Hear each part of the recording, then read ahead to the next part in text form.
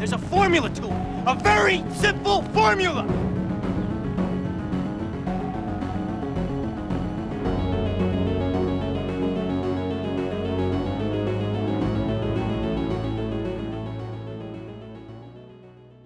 Hello everyone, welcome back to another episode of the Slash It Podcast. My name is Jared, and in this one we are talking about Halloween 3, the Halloween movie that does not feature good old-fashioned Michael Myers. This is a very 80s slasher movie, kind of slasher movies, it's a confusing subgenre, I guess. It does not feature Michael Myers, and they make sure that you know that it does not feature Michael Myers. It's a very interesting story.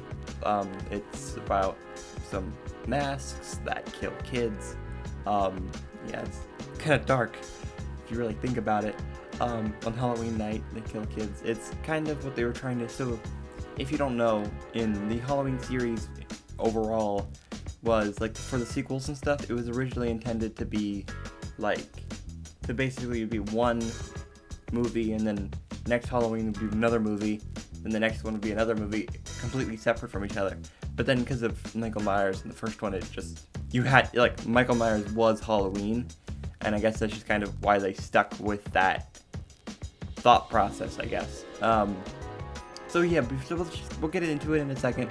If you don't know who I am, you can check out my YouTube channel where I go through all the movies. I do a lot of different things. I do multiple different videos. I do this podcast. So I do all kinds of things. They're a lot of fun. I do mostly videos about specific movies. Right now I'm going through the Friday the 13th series and the Halloween series. I do different kinds of videos, theories. I did How to Write a Slasher Film, I think it's called, or Slasher Movie. I think it's pretty good. I like that video. You can go follow me or subscribe to me on my YouTube channel at Slash It. If you type in Slash It, podcast should show up. Slash It Horror, it will show up.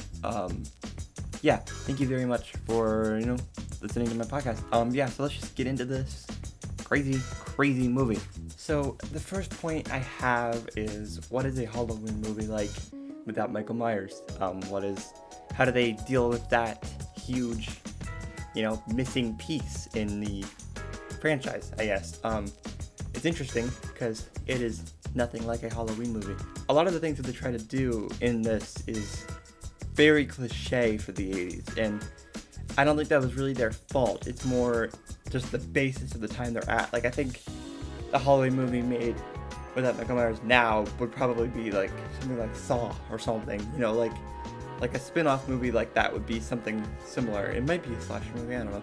But it would be different than what they tried to do here, where it felt very 80s, very dated. The story, I'll get into the story a little bit more later, but it's very cliche. It's very obvious what they're doing. It's not hard to figure out. The Halloween movie without Michael Myers feels weird. It feels strange. It doesn't feel real, and I think that comes from, it feels like fake. It feels like you're not watching a Halloween movie. It feels like you're watching a movie that has the same name, which is just weird. I don't know. So there's not a lot to talk about this part, but I just thought it was interesting that Michael Myers is so universally loved and known. He's one of the big three, right? But people don't talk. In this movie, they thought that was a good idea, and obviously it's not. But I don't know if this movie, Season of the Witch, the third one, had done well, if it would have gone anywhere, or if it would have just if the next movie would have been a different movie, or if they would have gone back to Michael Myers regardless if fan feedback was good. Let's just move into the story, because there is a lot of story to cover here. So our story begins basically with a man. He's some random old man we've never seen. He runs, and he gets caught by some other man, and he gets choked a little bit, and then he gets stuck between two cars, and then he escapes and runs to a gas station. He says that they're following him, and then he's holding a mask, a little pumpkin mask, which are important to the story. So the man's there, and he ends up going to the hospital, and we meet our character, Dr. Dan, I think it's Chalice? Dr. Dan Chalice, I believe is his name. Chalice, yeah. And so he gets called, he goes home to his wife and his 2 children who have these same masks that the guy was holding. Important, I'm making sure note of these things. So then he gets basically beeped. I kind of know what a beeper is. I'm dating my own age here. I only sort of know what a beeper does. But, so basically, he needs to go back to the hospital, and the same dude from earlier is there at the hospital, and he gets the dude who's in the hospital, dies by, one of the men coming in. He basically, like, breaks his nose, and then, he gets put. So then the man walks out of the building while Dr. Dan runs after him. And then the man he gets into his car, he sits down casually, normally, he pours gasoline on himself, he lights a match, and the car blows up. And that's how that ends. So then we see some stuff about the Silver Shamrock, like buildings and stuff. Because it's weird, there is a lot of stuff about the Silver Shamrock masks. One thing I have to note here, because I believe this happens right after that, there's some stuff, it happens in a minute with the pumpkins, but I'm going to talk about something else that happens a lot throughout this movie that you need to, like, have knowledge of.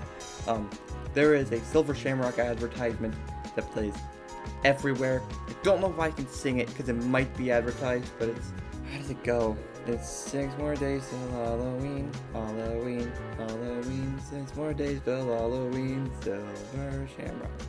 I think that's how it goes. I don't know. Either way, it gets stuck in my head all the time. Also, thank you. You're welcome for hearing me sing a movie theme advertisement thing. I don't know what this podcast is, but thank you for listening anyways. So yeah, the Silver Shamrock advertisement plays everywhere throughout this movie. You'll know why once we get there, but it happens a lot. It is very, very obvious that it happens, and why it happens, it's pretty, you'll figure it out once I explain it to you, I guess, or if you probably already know. But so the story, so what happens next is a girl named Ellie, which is the daughter of the man, goes and IDs the body when Dr. Dan is there. They meet each other, they talk, whatever. They go to a place, I'm skipping a little bit, but that's not really that important. They go to the place where they're making the Silver Shamrock masks and meet someone named Mr. Cochran. And so basically I'm going to skip some parts that aren't really necessary. So this family goes into this house, into this, like, testing facility so they can, like, see the screening of the advertisement special, because there's, like, an advertisement for, like, a special, like a Halloween special afterwards, like after the advertisement. Special giveaway at 9, that's what they say all throughout this movie. But basically what happens is, in the masks, in the back there's a little Silver Shamrock logo, and in that logo it, like, listens for the advertisement, and when the pumpkin starts to flash, they die, basically. They get, like, you know, their head melted. And then, so what happens is the kid gets his head melted, and then a bunch of, like, snakes and, like, crickets start piling out of his head. It is disgusting, and it is terrible. So then, we'll talk about more about the kills, because there's a few kills that I'm missing, I think. Not exactly sure. But, basically what happens is, so Dr. Dan leaves the building. He basically escapes. He escapes in some ways. I'm skipping some parts, but he escapes. He runs to a gas station from the beginning of the movie, and then at the beginning of the movie, he gets a phone, and he starts calling the broadcasting companies, and he says, like, he goes, it's like, please, you need to take it off the air. You need to take it off the air. You need to take it off the air. And then one takes it off the air, and the second one takes it off the air. But then the third one stays on while the pumpkin starts flashing, and he goes, no, you need to stop it, stop it, stop it, stop it. And it's just so 80s. It's like the most 80 things. In the last Stop It, the one where he's like really exaggerated, he's staring directly at you with the camera. I find it hilarious. It's like, it's kind of intense, I guess, for like thinking about what would happen afterwards is a little intense, but it's really not that like heart pounding during the scene. I don't know. Either way, this is just a problem with its time. It's not really a fault of the filmmaking. So yeah, I think it's interesting exactly how what they try to do there. It's like weird. It's a good ending for the movie. Like, other endings wouldn't have worked at all, really. Like, they needed that ending because there's no other ending that would have worked. But it's a weird ending. It's very cheesy. So yeah, that's pretty much the entire story. There's a lot of stuff that I skipped, but that's it. So the kills in this movie are gnarly. They're just insane and graphic. So there's a scene earlier on where this woman who was at a motel that the people are staying at, Dan and Ellie, and she finds a little logo, the logo of the Silver Shamrock, like the little pieces, silver pieces in the back, and it falls onto the floor, and she starts messing with it, and she gets zapped, and her face, like, her mouth, like, opens up, and it's like, you see a little cricket come crawling out of it, and it is gnarly looking. It is like a marvel of special effects. It doesn't look super realistic, but for what they were able to do, when they were able to do it, it's actually kind of cool. That's that kill. Other kills are a little bit less special effects intensive, but just kind of more cool than anything. So there's a lot of the suit men that are in this movie. They are like, they're red, or they're like robots. So you can punch through them, and like punch through their stomach because there's nothing really there. And if you punch through the stomach, there's like yellow, like, I'm pretty sure it's actually orange juice. I'm pretty sure I read somewhere, or like heard the special features somewhere, that it's just, there's nothing there. It's like all nothing, and it's just, I don't know, strange, I guess. It's cool though. You punch through it, and you'll see like gears and robots and stuff. I don't know, I like it. Yeah. I think there's another kill. So the kill that drives me crazy is Cochran's kill, his death. Because he's the bad guy of this entire movie. He's the one who's doing it. Just the way that he dies. So he dies, there's Stonehenge. I'm not even going to get into that. You can watch my video, they'll have on my YouTube channel about Stonehenge and about the whole movie. And then I'll kind of explain a little bit more why Stonehenge is there. But basically, you saw a news advertisement that Stonehenge was taken, and then you see Stonehenge inside the thing, and they're like working on it, and then he puts down the thing, all the logos, he sprays it onto like the floor, Dan does. It sets it off. Stonehenge turns into an electricity circle and saps Mr. Cochran, and he dies, but in like a really, really bad way. It looks so fake. I don't even know how to like fully describe it. He looks so strange. It's so weird. I hate it. It's like every fiber of my being, I hate it. It's so bad. But the special effects are not good in that death. But that's pretty much all the big deaths that happen, like really like cool looking deaths. It is worth watching. This entire movie is worth watching by far. I've seen it probably 3 times now, and it holds up, I guess. If you are in the mood for something that's kind of cheesy, not looking to be really like terrified, it's not scary, it's just like fun scary. I really like some of the shots. The cinematography in this sometimes is really good. It's often not, but it is sometimes. It's kind of interesting how like some of the things don't make complete sense. Like the shots don't make complete sense, but also sometimes it's like really well shot. There's like children everywhere, and like some of the children, there's some scenes where they're in the mountains and it's like turning nighttime, and you see all the kids dance like on Halloween night inside the like on top, and you see the background, it's all turning reddish, and you can see them wearing their masks and stuff, and it's like their silhouettes. I don't know, it's a really cool shot. I like it. But So yeah, that's the kills. Now we'll talk about the Silver Shamrock advertisement for a little bit. I touched on it earlier, but we'll talk about it more here. A lot of the things that are done in Silver Shamrock Mask, it basically counts down from, I think it's 10 days or 8 days. It's 8 days, 8 more days, no, 9 more days. I think it's 8 more days. I forget, I'm not sure. But it basically counts down from 8 days till it's Halloween day, and it's 8 more days till Halloween, 7 more days till Halloween, 6 more days till Halloween, blah blah blah blah blah blah blah. It drives me crazy. It is stuck in my head with how long I've listened to this, watched this movie. So I watched these movies about twice, I think.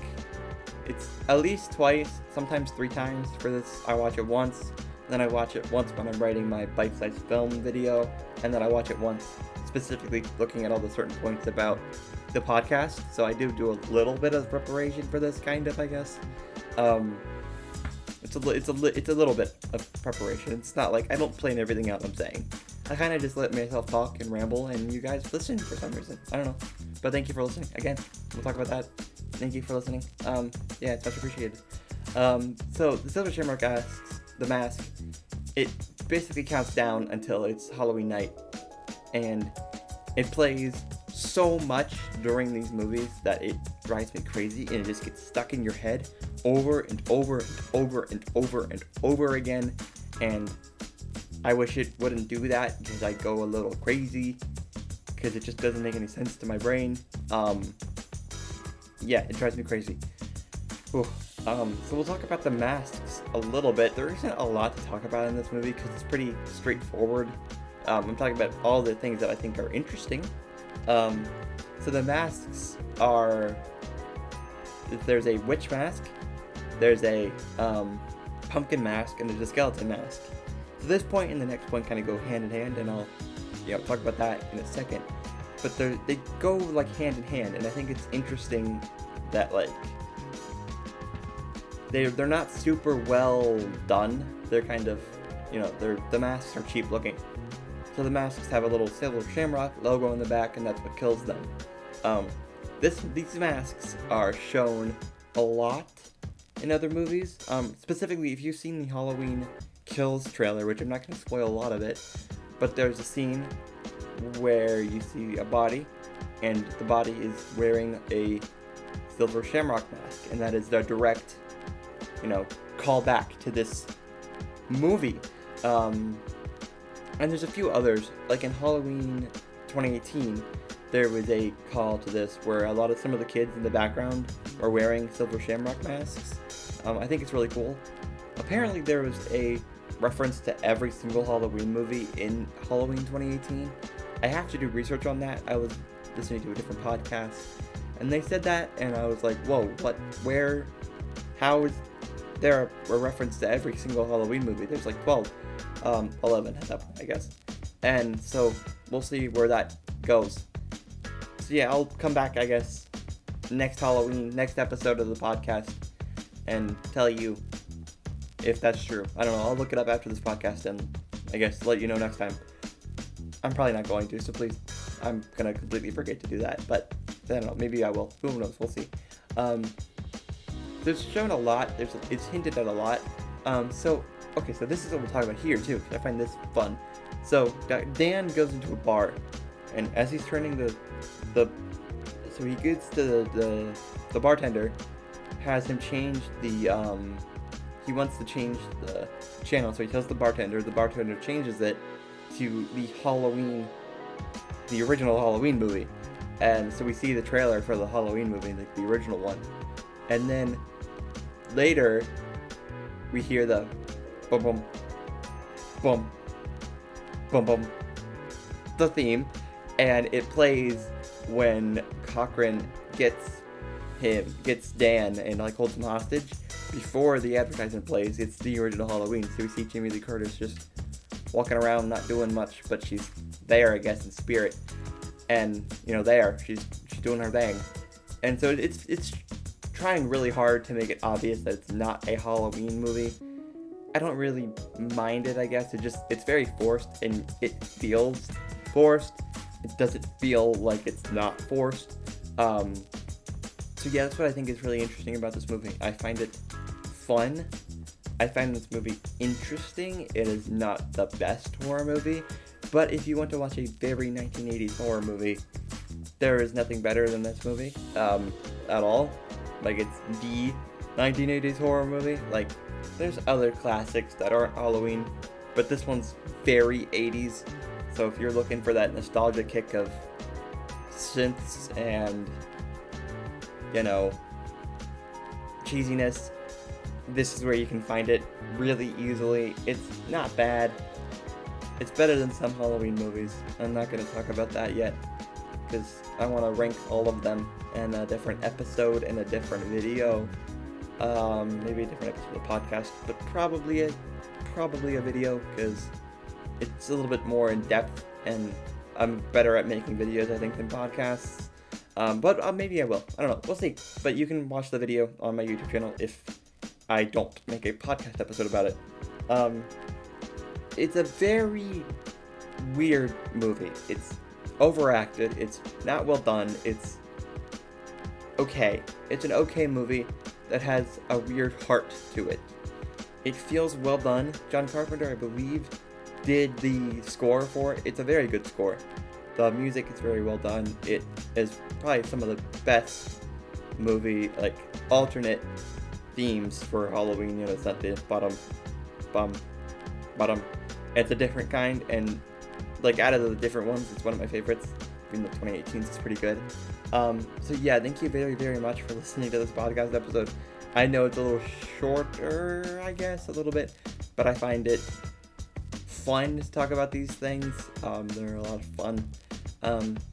So yeah, I wanted to say thank you for listening and, you know, listening to my crazy brain talk for a little bit. It's fun. I love making these podcast episodes. If you guys want me to make these podcast episodes a little longer, let me know.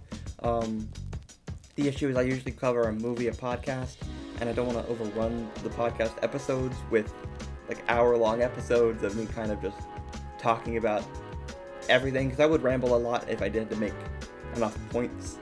Because a lot of the things I don't make like pointed out, like, script writing. I don't script write any of these podcasts, which I'm sure you can tell at this point that I don't do that. So pretty much just know that I don't do any of those things. So if you want me to make a longer podcast, I can. It's just, it would get a little rambly, and I'm not sure how much everyone wants that. So if you have any comments, suggestions, anything like that, please follow me on Twitter and at me, or I think my DMs are open on Twitter. Instagram, you can contact me there too, and, you know, give me some suggestions or comments or whatever you think that I should improve, whatever you want me to do better. Yeah, just send me a message. I'm not gonna get hurt. It's not gonna bother me. I know you're all coming from a place of love and, you know, chill. That's what I try to create here. But yeah, thank you for listening to this podcast episode wherever you are listening to it. I much appreciate it. If you could rate me, whatever you so choose, whatever you think that this podcast is worth, please do so. I'm not going to get mad at you for rating it low if that's what you deem it's worth, because I'm not going to sit here and tell you to rate me 5 stars, because that would be appreciated, but I'm not going to make you do that. I'm not going to make you feel guilty for doing that. Yeah, I don't know, that's my random thoughts on all that stuff. I know someone's gonna take this podcast episode and, like, in, like, a year, I'll say, like, rate me 5 stars, and then they're gonna put it together. But if you do that, you have to include this part. Include this part.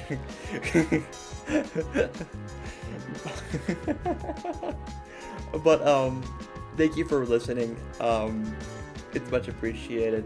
Subscribe if you're on my YouTube channel, and follow and, you know, keep up to date if you are on any other, you know, app, whatever you're choosing to listen to me talk.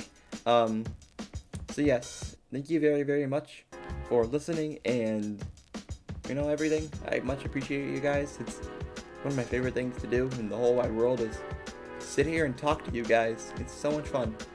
Thank you for everything. Yeah, like always, treat every day like it's Halloween.